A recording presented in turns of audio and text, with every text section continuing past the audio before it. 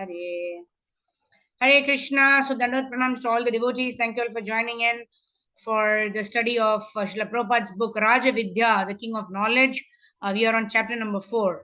So we'll start with the prayers. Om Jnana Timirandasya Jnananjana Shalakaya Chakshurun Militam Yena Tasmai Shri Gurave Namaha Shri Chaitanya Manobhishtam Stapitam Yena Bhutale Swayam Rupa Kadamayam Dadati Swapadantikam Vandeham Shri Guru Shri Uttapadakammalam Shri Gurun Vaishnavamscha Shri Rupam Sagrajatam Sahagana Raghunathanvitam Tam Sajivam Sadvaitam Savadutam Parijana Sahitam Shri Krishna Chaitanya Devam Shri Radha Krishna Padan Sahana Lalita Shri Vishakhanvitamscha Namo Vishnu Padaya Krishna Preshaya Bhutale Srimate Bhaktivedanta Swami Niti Namine Namaste Saraswate Deve Gauravani Pracharine Nirvisesha Shunyavadi Paschatya Desha Tarine Namo Mahavadanyaya Krishna Prema Pradayate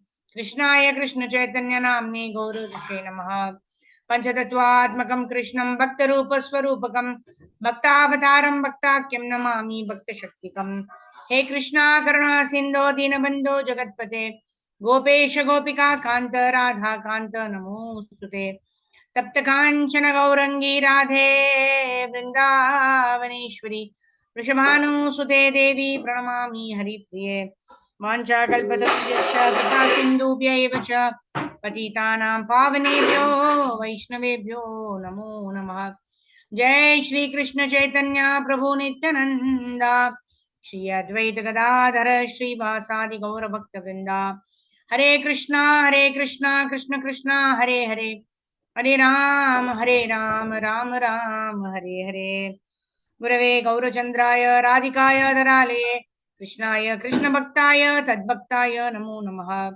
Mukam Karoti Vachalam Pangum Langayate Girim Yatkrapatamaham Vande Shri Gurun Dinatarinam Paramananda Madhavam Shri Krishna Chaitanyam Ishwaram Hari Om Tatsat. Hare Krishna. So welcoming you all again for our study of Srila Prabhupada's book Raja Vidya, the King of Knowledge. So now we are on chapter number 4. No, we are on chapter number 5 actually. Yeah. So in this chapter number 5, we are talking about how do we follow the footsteps of the Mahajanas, right? Mahajana yena gatasa pantha. Mahajano yena gatasa pantha. That means we have to follow in the footsteps of the Mahajans, right? Who are the Mahajans?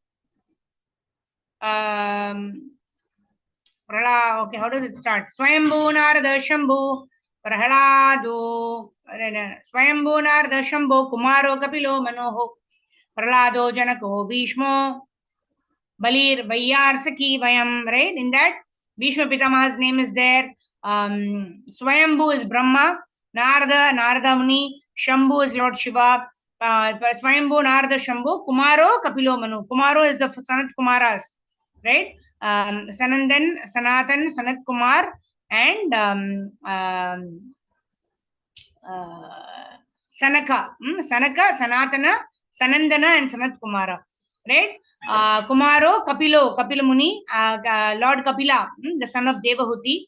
Then Kumaro, Kapilo Manu is the Manvantra avatar, referring to Swayambhuva Manu, right? Kumaro, Kapilo Manu. Prahlado is referring to Prahlad Maharaj.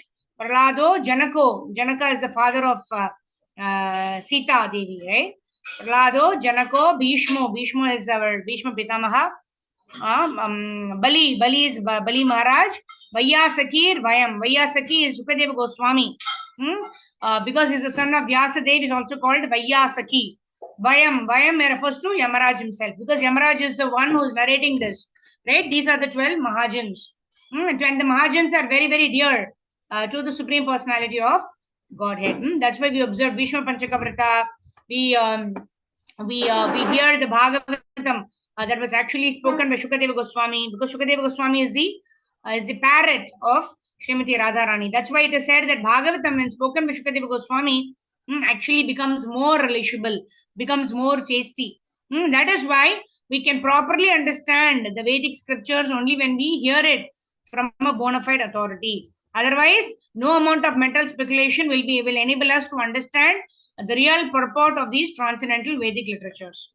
Right? So, Prabhupada, yesterday we were reading why was this knowledge given to Arjuna and not anybody else? Right? Bhakto sime sakha cheti rahasyam hi etad uttama. Krishna is telling Arjuna that because you are my dear devotee, because you are my friend, and because you are non-envious, right? Pravakshyami anasuyave. 9.1 Krishna says, right? Why am I telling this knowledge to you? Because you are not envious of me, right? So that is the qualification for a person to receive transcendental knowledge, that a person is not envious of the Lord, not envious of any other living entity. All right. So let's go ahead and start reading. You are my devotee as well as my friend, and therefore you can understand the transcendental mystery of this science. This is what Krishna tells in Bhagavad Gita to Arjuna. So today we'll have to start from in the Bhagavad Gita from there. All right. Who will read? Yeah, Karpagoli Mataji, go ahead. Thank you, Mataji Dandatna. Hare Krishna. Mataji Dandatna. Yes, go ahead, Mataji. In the Bhagavad Gita, a number of yoga systems are delineated: Bhakti Yoga, Karma Yoga, Jnana Yoga, Hatha Yoga, and therefore it is here called yoga. The word yoga means to link up. And the idea is that in yoga, we link our consciousness to God. It is a means for reuniting with God or re-establishing our relationship with Him. In the course of time, this yoga imparted by Sri Krishna was lost. Why is this? Were there no learned sages at the time Sri Krishna was speaking to Arjuna? No, there were many sages present at that time. By lost, it is meant that the purport of Bhagavad Gita was lost. Scholars may give their own interpretation of Bhagavad Gita, analyzing it according to their own whims, but it is not the Bhagavad Gita. That is the point that Sri Krishna is stressing, and a student of Bhagavad Gita should note it. A person may be a very good scholar from the material point of view, but that does not qualify him to comment on Bhagavad Gita. In order to understand the Bhagavad Gita, we have to accept the principle of disciplic succession, parampara. We must enter into the spirit of Bhagavad Gita and not approach it simply by the point of erudition.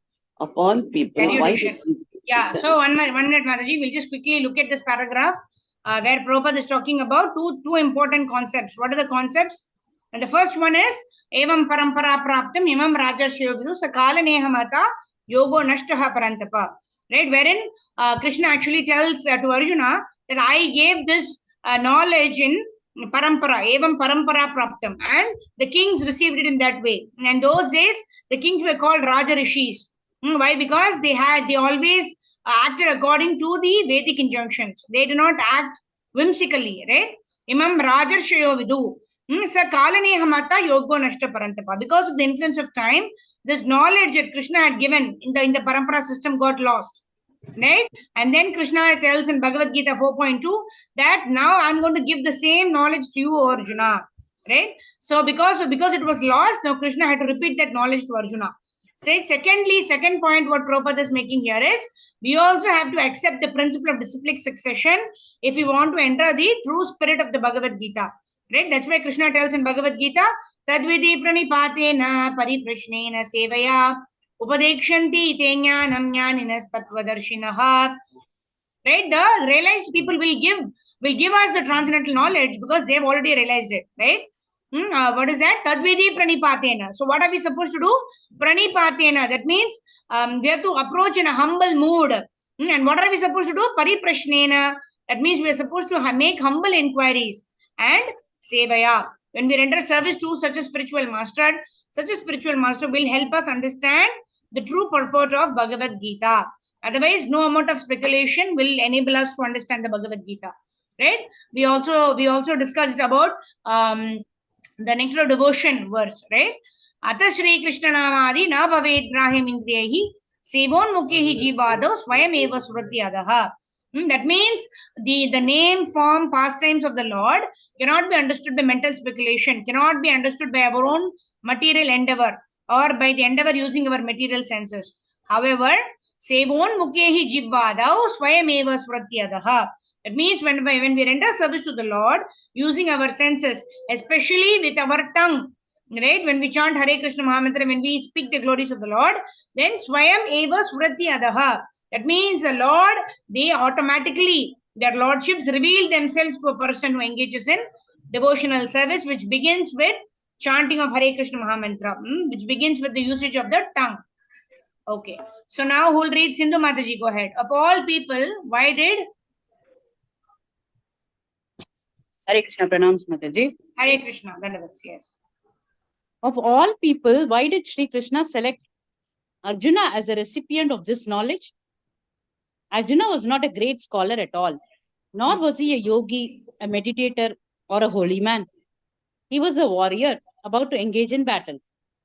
There were many great sages living at the time, and Sri Krishna could have given the Bhagavad Gita to them. The answer is that despite being an ordinary man, Arjuna had one great qualification. Bhakto sime sakha cheti. You are my devotee and my friend. This was Arjuna's exceptional qualification, a qualification of sages did not have. Arjuna knew that Krishna was the supreme personality of Godhead, and therefore he surrendered himself to him, accepting him as a spiritual master. Unless one is a devotee of Lord Krishna, he cannot possibly understand the Bhagavad Gita. If one wants to understand the Bhagavad Gita, he cannot take help from other methods. He must understand it as it is prescribed in the Bhagavad Gita itself. By understanding it as Arjuna understood it. If we wish to understand the Bhagavad Gita in a different way or give an individual interpretation of it, that may be an exhibition of our scholarship. But it is not the Bhagavad Gita. By scholarship, we may be able to manufacture some theory of Bhagavad Gita, just as Mahatma Gandhi did when he interpreted the Bhagavad Gita in an effort to support his theory of non-violence. How is it possible to prove non-violence from the Bhagavad Gita? The very theme of the Bhagavad Gita involves Arjuna's reluctance to fight and Krishna's inducing him to kill his opponents. In fact, Krishna tells Arjuna that the battle had already been decided by the Supreme and that the people who were assembled on the battlefield were predestined never to return. It was Krishna's program that the warriors were all destined to die, and Krishna gave Arjuna the opportunity of taking the credit of conquering them. If fighting is proclaimed a necessity in the Bhagavad Gita, how is it possible to prove non-violence from it? Such interpretations are attempts to distort the Bhagavad Gita. As soon as the Gita is interpreted according to the motive of an not attain the conclusion of the Vedic literature by the force of our own logic or argument. There are many things that do not come within the jurisdiction of our sense of logic. As far as scriptures are concerned, we find different scriptures describing the absolute truth in different ways. If we analyze all of them, there will be bewilderment.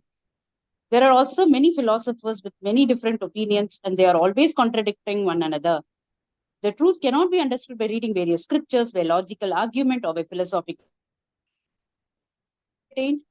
Fact is that the wisdom of the absolute truth is very confidential, but if we follow the authorities, it can be understood.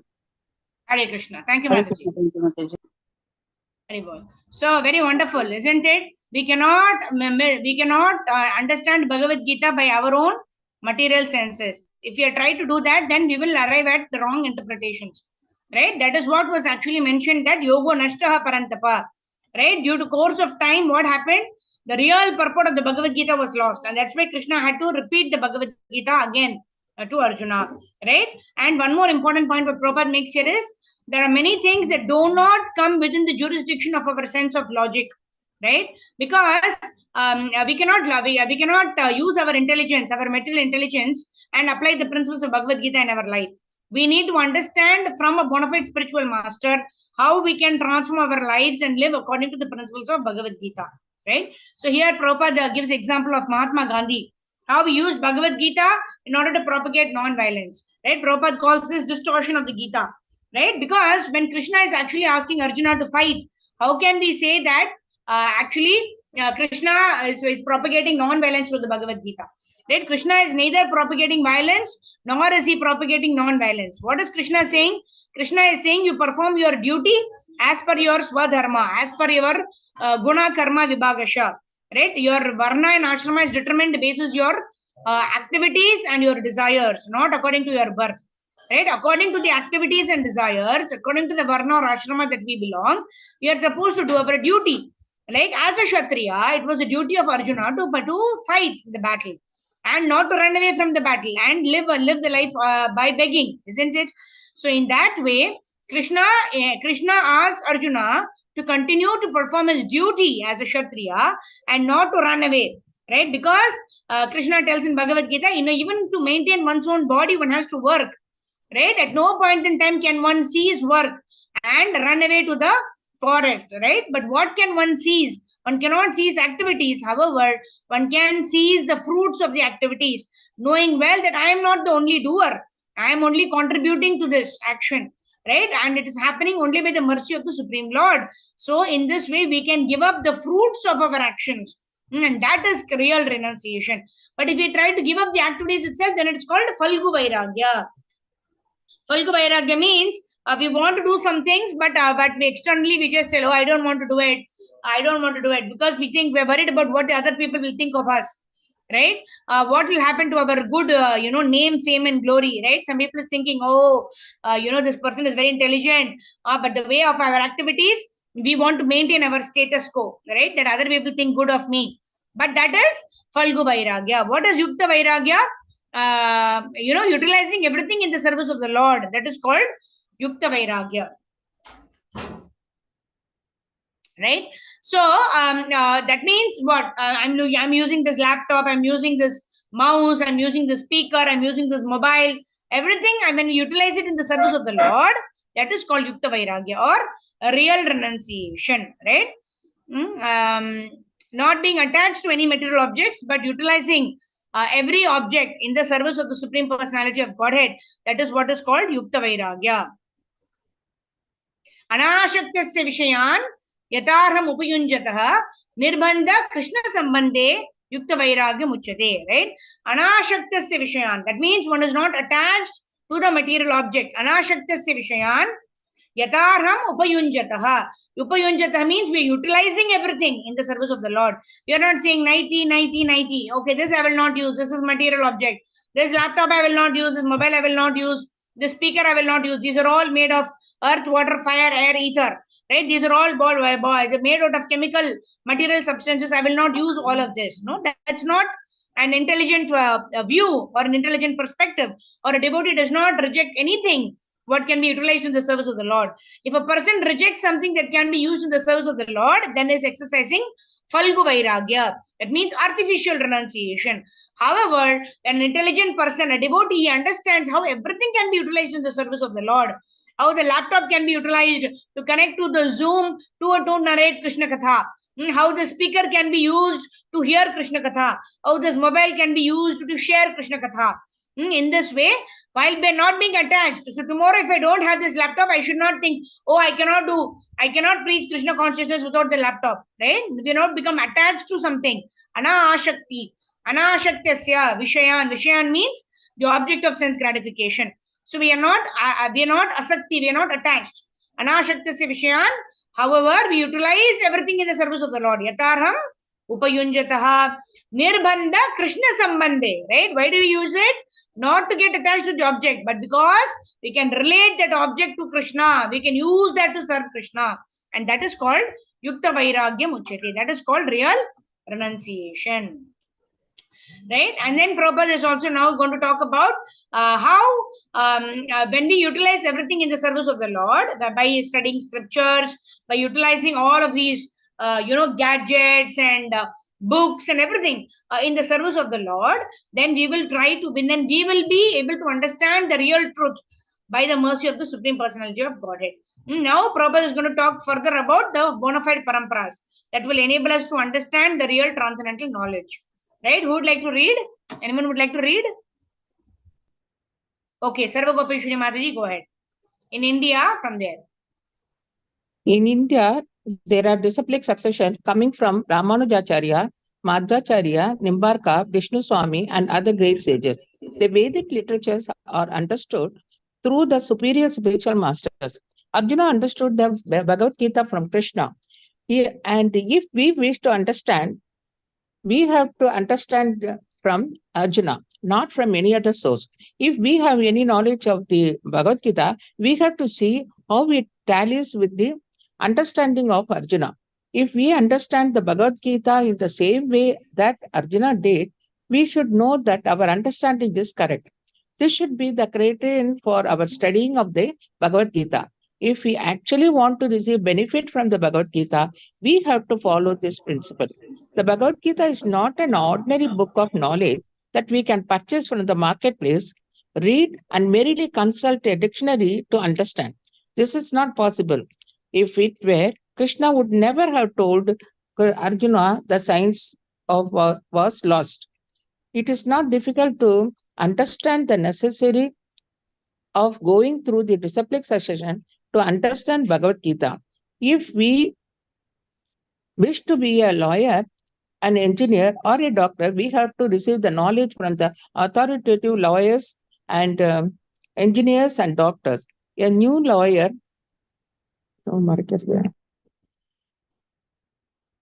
Yeah, if you wish to be a lawyer.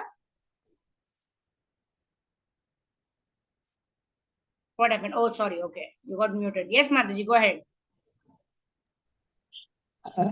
Work with those who are already licensed practitioners. Our knowledge is of subject. Something is there. Haribol? A little scrolling you need. Okay, okay. A new lawyer has to become. Okay, okay. I'll scroll it. Our knowledge of subject cannot be perfect unless we receive it through the authoritative sources. There are two processes for attaining the knowledge. One is inductive and the other is deductive. The deductive method is considered to be more perfect. We may take a premise such as all men are mortal, and no one need discuss how man is mortal. It is generally accepted that this is the case. The deductive conclusion is Mr. John is a man, therefore Mr. John is mortal. But how it is the premise that all men are mortal arrived at? Followers of the inductive method wish to arrive at this premises through experiment and observation. We may thus study that this man died and that man died by the observation, and that is our etc. And after seeing that so many men have died, we may conclude that or generalize that all men are mortal. But there is a major defect in the inductive method, and that is that our experience limited. We may never have been seen a man who is not a mortal, but we are judging this on our personal experience, which is infinite. Our senses have limited power, and there are so many defects in our conditioned state. The inductive process, consequently, is not always perfect, whereas the deductive process from a source of perfect knowledge is perfect. The Vedic process is such a process. Hare Krishna. Thank you, Mataji. Hare Krishna. Hare Krishna. Dhanad Pranam. Okay, so a very, very important point here, what the Prabhupada is mentioning. Our senses have limited power. There are so many defects, right? We also spoke about the 4 defects of the human beings, right? We are subject to illusion, we have imperfect senses, we commit mistakes, and sometimes we cheat also, right? So there is a major defect in this inductive method. Inductive method is what we call Aroha Panta. That means I will check, okay, I'll make some assumptions. Okay, in case this works like this, then this has to be like this, right? Those is the inductive method. But that is not always perfect, because the senses that we're utilizing to do that kind of inductive analysis, right, is also material, and it is also limited. So how can we arrive at the conclusion simply by the inductive process? However, the transcendental knowledge is acquired by the deductive process. Deductive process is only Avaroha Panta. That means Krishna gave this knowledge to sun god. The sun god gave it to the sun god Vivaswan gave it to Manu. Manu gave it to Ikshvaku. In this way, the disciplic succession, it came down, and then it got lost. And then Krishna gave it again to Arjuna. Right? And then we have the 4 bona fide paramparas. For example, we are part of the Brahma, Madhva, Gaudiya, Vaishnava parampara, isn't it? So Krishna gave this knowledge to Brahma. Brahma gave it to Narada. Narada gave it to Vyasadeva. Vyasadeva has actually given this entire Bhagavatam, right? He's written this book. He's a literary incarnation of Krishna. And then we have this bona fide parampara coming all the way down, Brahma, Madhva, Gaudiya Vaishnava parampara, right from Chaitanya Mahaprabhu, giving this knowledge, coming in this bona fide disciplic succession. So when we receive this knowledge in this disciplic succession, then what we get is perfect knowledge. Otherwise, what we get is imperfect knowledge, not complete knowledge, because it is based on our imperfect senses. That is why we have to acquire a spiritual knowledge by inquiring from a spiritual master, serving the spiritual master, and in this way, the spiritual master who has seen the truth what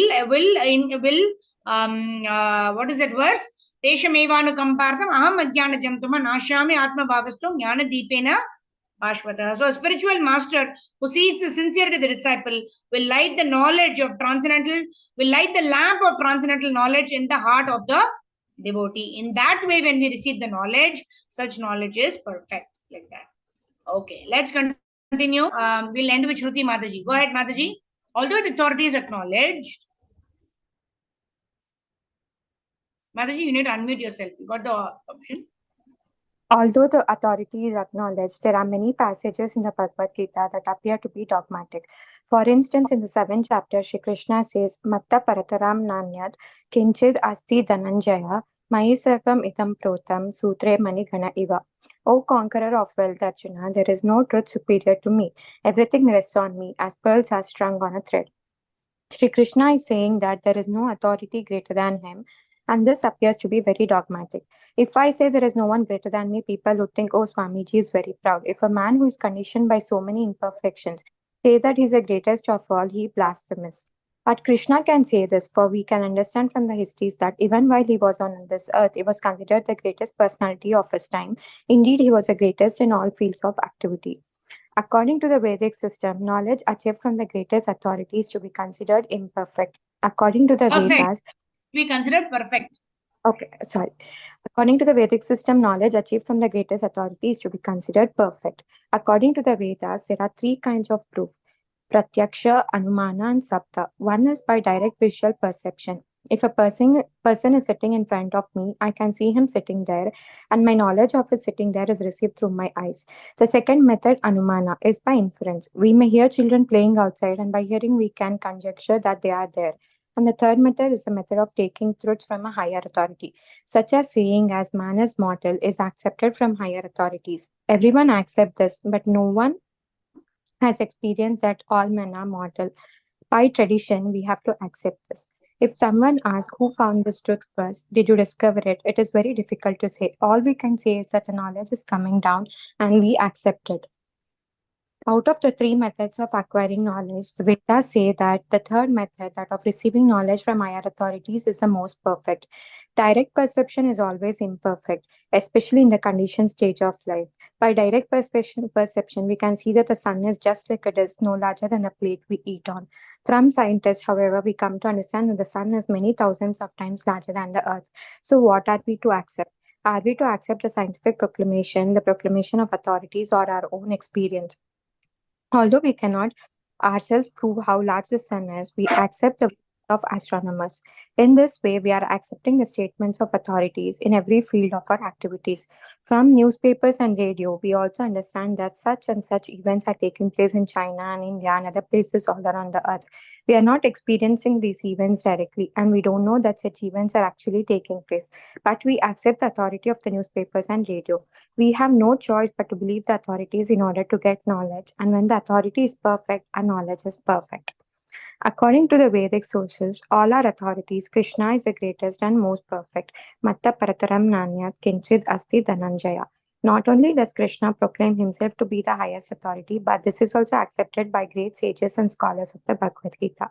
If we do not accept Krishna as authority and take his words as they are, we cannot derive any benefit from the Bhagavad Gita. This is not dogmatic, it is a fact. If we scrutinizingly study what Krishna says, we will find that it is right. Even scholars like Sankaracharya, who have different opinions from the personality of Godhead, admit that Krishna is Swayam Bhagwan, that Krishna is the Supreme Lord. Vedic knowledge. Thank you, Mataji. Hari Bol. So here we will end our today's session. So here Prabhupada is again talking about how we have to have faith in the scriptures. right? Otherwise, if you don't have faith in the scriptures, and what we may continue reading, but we will never understand the purport of the scriptures, right? And then Prabhupada is talking about the three kinds of knowledge. Pratyaksha praman. Pratyaksha praman means I will believe only what I see, right? And then we were talking about how the imperfect senses we cannot see. Can we see the nape of our neck? Can we see our back? Can we see our own eyelids? We cannot see, right? Because our senses are imperfect. So how can we see transcendental knowledge with these eyes, right? So Pratyaksha Praman is ruled out. Second Praman is Anumana Praman. Anumana Praman is making assumptions. Oh, if this works like this, then it will be like this. Our logical reasoning. That is Anuman Praman.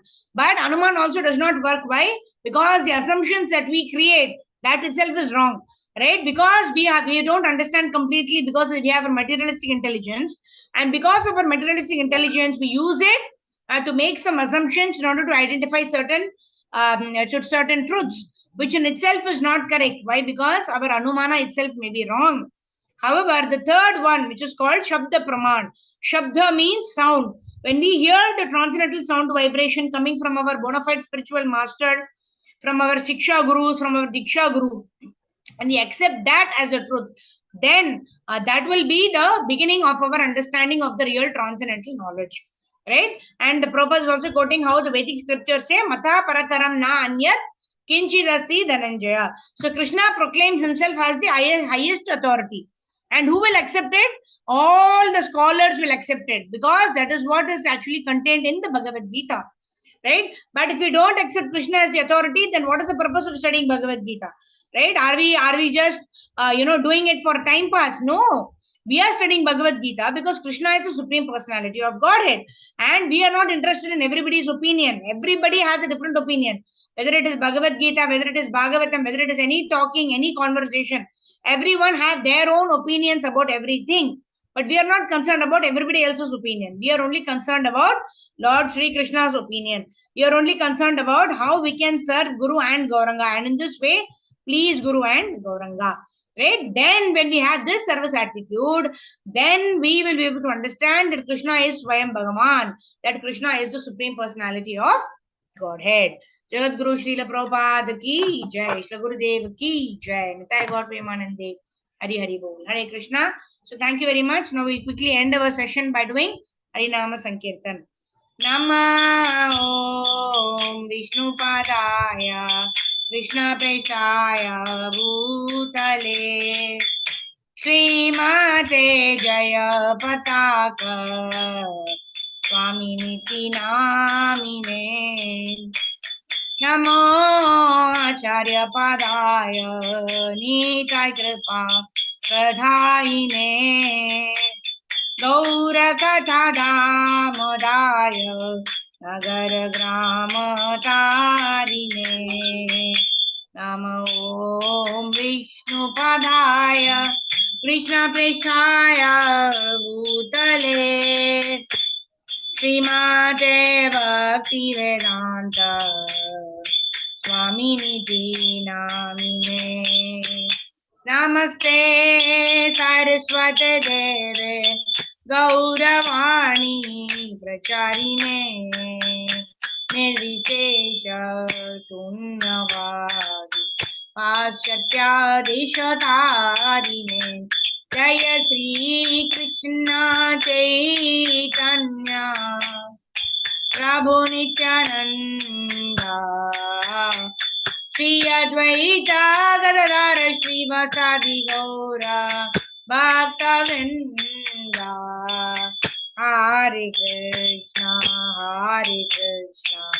Krishna Krishna Hare Hare Hare Rama Rama Hare Hare Jaya Gauranitai Jaya Gauranitai Gauranitai Jaya Gauranitai Jaya Jaya Jagannath Baladev Subhadra Jaya Jaya Prabhupada Prabhupada Gurudev Gurudev Nitai Gaur Hari Bol Hari Bol Bol. Jagat Guru Srila Prabhupada की जय, श्री गुरुदेव की जय, अनंत कोटि वैष्णव वृंद की जय, निताय गौर प्रेमानंदे, हरि हरि बोल.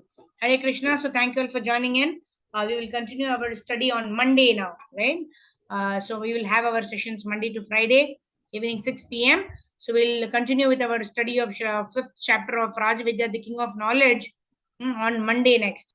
Right? Jagat Guru Srila Prabhupada ki jai, Srila Gurudev ki जय, अनंत कोटि वैष्णव वृंद की जय, निताई गौर प्रेमानंदे, हरि हरि बोल. Hare Krishna. Thank you all very much. So all we have today, we have our Karpakavalli Mataji, we have our Sindhu Mataji, Sarva Gopeshwari Mataji, Nisha Mataji, Hema Mataji, Shruti Mataji, and all the devotees who joined us today. Panchakalpatarubhyascha kripa sindhu bhyevacha patitanam pavanebhyo vaishnavebhyo namo namaha. Ananta Koti Vaishnava Vrinda ki jai. Jagat Guru Srila Prabhupada ki जय, श्रील गुरुदेव की जय, निताय गौर प्रेमानंदे, हरि हरि हरि हरि हरि हरि हरि हरि बोल. Thank you very much for joining in. Srila Prabhupada, Srila Gurudev ki jai. So anyone wants to share anything, you may do so now. Otherwise, we'll end the session and meet you all tomorrow morning 5 o'clock for Brahma Murta chanting of Hare Krishna Maha.